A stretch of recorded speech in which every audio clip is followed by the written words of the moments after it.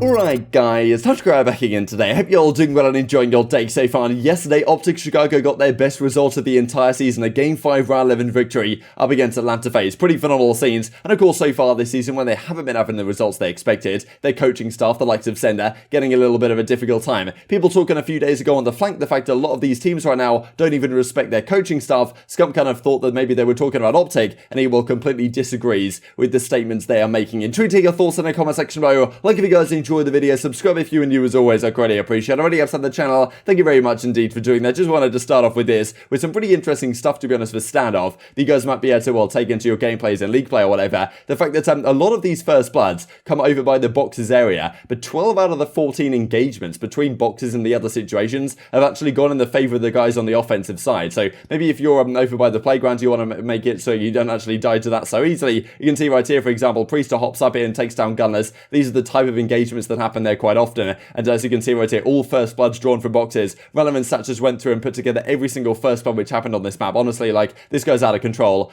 Just beautiful to see, to be honest. You can't take this from the API or anything like you could in Counter-Strike, for example. So awesome to see stuff like this. Just thought I'd share this type of hard work on the video right here. And also this as well. I'm not sure if you guys can really do this on the console. I think on PS4 you can't really get enough line of sight. But if you have your graphics settings high enough, you can stand on the ledge outside of Granny's right here and look through the trees and kill the guy top, well, whatever you call this, top fish, top yellow building, top P4, whatever. And, well, you can actually get this line of sight all the way. You can see, like, inside all the way at the back here. And Octane sitting here, got first blooded a couple of times from this spot. Not really sure you can do that if your graphics settings aren't so high, but thought I'd bring it to your guys' attention regardless. Wanted to mention this actually as well, because yesterday in the, well, the European side of the Challengers Cup, pretty incredible to see the sportsmanship from the Spanish guys right here. They waited an hour and 20 minutes for Harry's power to come back on. That's Vortex's teammate on this squad, and we were up 2-1. Thanks, guys, we owe you one. And they went on to win the thing as well. Gunless, that's nasty. Vortex, Gizmo, and Harry Payne get the job done over there. And well, in the North American side, it's actually built by Gamers, the 2-times champions in the Grand Finals of the Challengers Cup number 19. Pentagram, Kismet,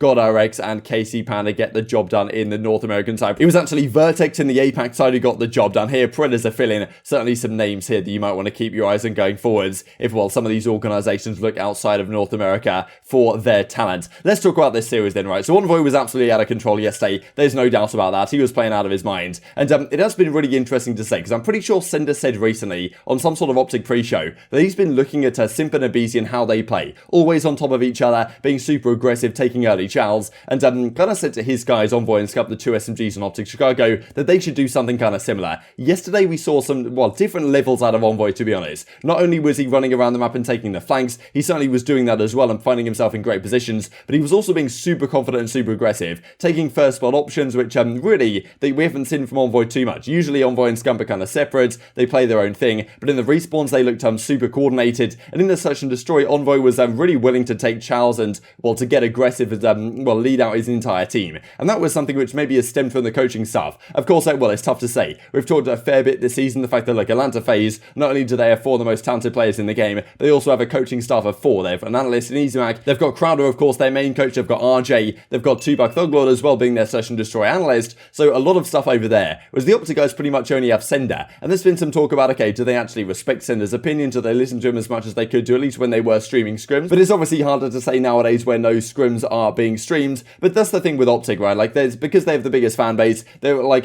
generally people are always trying to find a reason why they're falling short if they are falling short of tournaments. When TP was coaching this team, he would get a lot of the blame. Sender's got a lot of the blame as of late as well, and some of that has come down to the fact that maybe some people don't think that the Optic guys actually respect Sender's opinion. And well, this seems to be an opinion shared, to be honest, on the flank not too long ago. As Sender says after their series result yesterday, what a good series, learned a lot, we'll continue to improve our search and destroy. GG's FaZe 1-3-2, now in prime position to take first in our pool if we keep playing well and composed, just how we do in practice. So this is what was said on the flank a few days ago now. I think it was last week sometime. There was some talk about, like, 80% of the coaches in the league aren't even respected by their teams. I think Scump then looked at this and said, hang on a second, are you talking about us, right? Do you think we don't respect Sender? And then came out and effectively responded and say, look, these people are just making up stories. They have no idea what's going on. If we didn't respect Sender, we wouldn't pay him to be part of our team. Bro, it's on the coach and the management to step in. Like, oh, bro, yeah, but if there's also, but then 80% of the coaches in the league aren't even respected by their own teams. They don't even give a.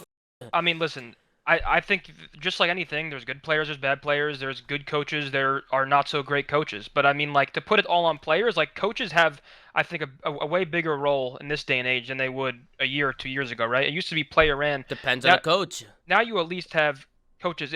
Either way, I agree that every franchise team should at least have a couple subs who are just young and up and coming talent. Yeah, or even subs, and that's at least. Yeah. And going back to coaches, I feel like, you know, what I just said, how some teams don't respect their coaches. That could be for two different reasons. One, either the coach is doesn't speak up or never says anything, and that could just be because maybe he's scared or I don't know what. There's definitely coaches in this league that do absolutely nothing. They just sit there and they have no clue how to make their team better. They have no clue how to run their team and how to talk to their players, because the way you talk to your players and the way you approach things and the way you act and whatever, it goes a long way. You know what I'm saying? Like, that goes a super long way, and I think there's a lot of coaches in the league that have no idea what they're doing. I was watching the flank, right? And I saw people saying that I don't respect, not me personally, but that Optic Gaming doesn't respect Troy Sender Michael's coaching. I said, what the f*** are these people on about over there in that chat room? You gotta be shitting me.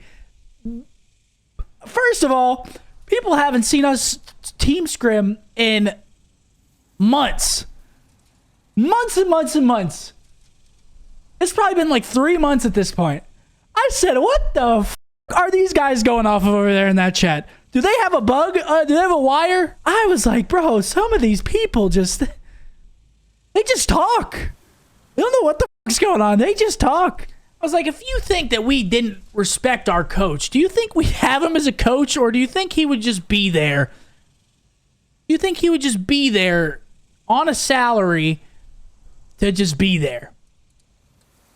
Because that's essentially what they're saying. Like, you know, I just can't believe that. The audacity to just act like they know. Like, how the f would they, like, what? How would they know at all? That's been a narrative since last year. I swear, people just make it up, dog. I don't even know at this point. So this is a conversation that Scump and, Sender had not too long ago. You're getting very scary. This is back in April when Scump kind of got his mojo back to some degree, and since then he's certainly been a force to be reckoned with. If only they saw our scrims this past week, absolute demon. Need my confidence back, and I got it. The best part is the team always gas me. What a group they have. And, you know, you got to say credit to the Optic guys, right? Because a lot of organizations might have, having such a tough time earlier this season, especially being the biggest team, might have split apart, might have made some changes, but they haven't. They've stuck to their guns. They've stuck to the core group of guys that they've got. They clearly trust each other to a great degree, and managed to get a fantastic result right here, and are of course in prime position now, as Cinder said, to get that #1 seed too. What do you guys think about this, right? Do you think the guys in the flank are correct about teams not exactly respecting their coaching staff? Because as you can see right here, there's a lot of coaches in the league, which I'm sure a lot of them have respect for their players. You can look at a team like the Paris Legion, right? He's pretty new to the coaching scene, that being Dylan Theory over there. Like, did the team necessarily listen to him? That's a question you could ask. I mean, you've got Nubsy over at Seattle Surge. Like, you know, there's a lot of, the way they were saying it,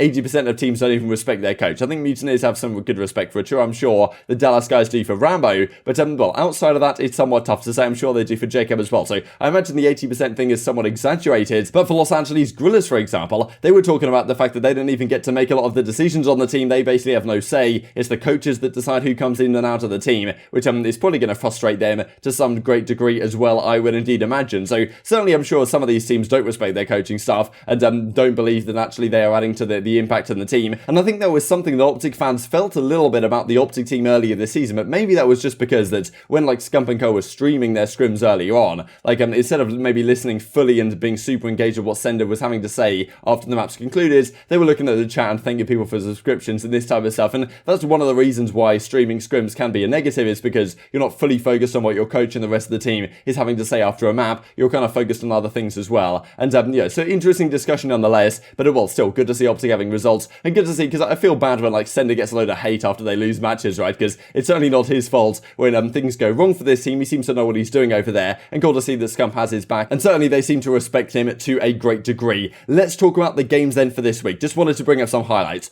Optic played twice against the Ravens on Thursday, against Los Angeles Thieves on the Saturday. That's going to be a good one. Atlanta FaZe play only one time against the New York Subliners on Sunday. There are some big series though, right? Because you got Ultra versus Mutineers. You got Dallas Empire, for example, against Toronto Ultra. That's going to be a big one to finish off the week. So not too many incredible games, to be honest, but a lot of them do certainly have some great importance. Subliners versus Legion is another good example right here, because New York need to effectively win this one, and if Paris can get the job done against Ravens, for example, then they set themselves up very nicely indeed, do Paris Legion, for actually getting out into the winners bracket for the major, which would be quite the surprise, no doubt about it. Just wanted to finish off with this then from, well, on this day last year, that being yesterday, Octane Sam on Seattle Surge up against Optic Los Angeles, clutched a pretty legendary 1 versus 4, as it is at this point. Well, interesting to see Modern Warfare be played, to be honest, but well, still a nice little throwback nonetheless. Very much intrigued to hear your thoughts on all this stuff in the comment section below. Hope you guys enjoyed the video. If you did enjoy it, I'd greatly appreciate a like on the video. Really helps out the YouTube channel. You enjoyed this content. Other people like you may enjoy this content as well, and I've grown the competitive Call of Duty community. Thank you guys as always. Take care,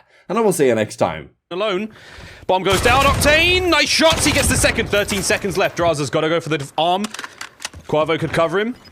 And here comes the bomb. Can Octane do the unthinkable? Octane, unbelievable shots from the young man. Now in the 1 versus 4. Is he going to be able to get this one? LaRue with a knife. He gets it. With the knife. And you may as well do a victory lap. What a stunning round from Octane. Oh my god, dude, ain't that Miles. Yep.